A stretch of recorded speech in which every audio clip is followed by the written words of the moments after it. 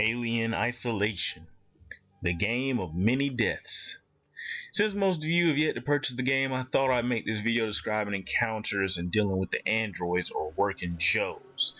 Like all technological advances, they were made to make life easier, taking on the common jobs like cleaning, maintenance, or customer service, also being controlled by a huge computer system inside the Sevastopol station known as Apollo. For those of you that didn't know what the Sevastopol station is, that's the huge ship-like thing that you're on throughout the entire game.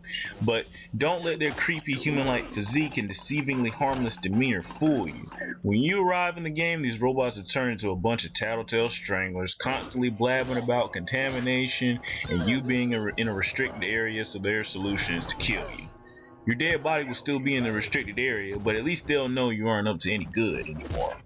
Reasons behind this behavior I will not explain due to an atomic spoiler, but just let it be known that with these guys and the aliens' constant harassment, I really believe it to be a joke that they have an achievement for surviving the entire campaign on one life.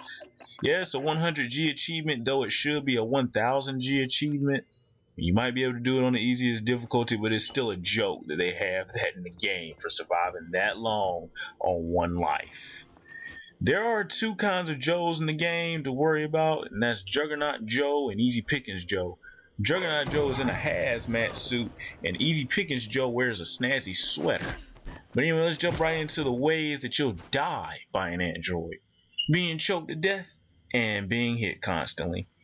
Bet you thought that list would be about as long as the many ways you could die by an alien, huh? Well, it may only be a few signature moves, but let me tell you, he performs them with finesse. Yeah, he'll just constantly hammer away at your health, especially if you're someone who can't rapidly tap the response button fast enough to break free of the chokehold. You're going to be in some trouble. Avoiding these guys in most cases can be easy when you use decoys, but if you feel like going gung-ho and knocking them out with the maintenance jack, just don't try it from the front, because you'll just be battlefield counter knife every freaking time. And trying to hit these guys with a crossover won't happen, especially if you're on a narrow corridor. Well, I won't say it won't happen, but it's hard to actually get away with it. Now, where there's no space and you'll be grabbed by the throat and thrown into the nearest wall, where you'll start having flashbacks the last time you forgot to give the school bullies some lunch money. Yeah, that's what happens, man. Oh my God! Yeah, that's what happens. Where's my money?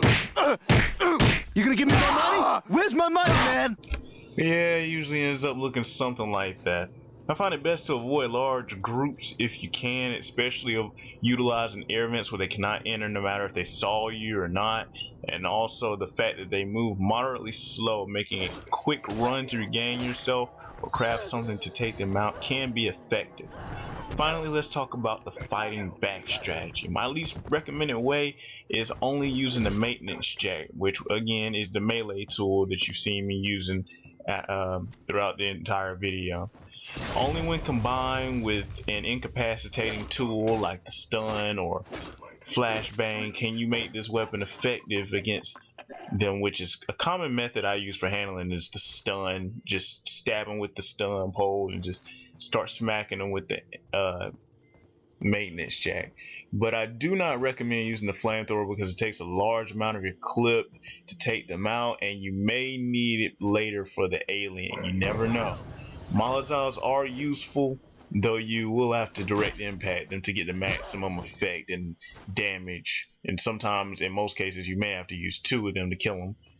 You can use your gun, but it would take a large amount of shots, about 8 revolver shots or possibly 5 shotgun shots to the head. Or finally, I would say the pipe bomb is by far the most effective, but I would only use it on a group of androids because of its mass splash damage. Also know that it does explode on impact, so be careful how close you toss it on low health. Other than that, guys, that's all I have for you today, and stay tuned for the next video.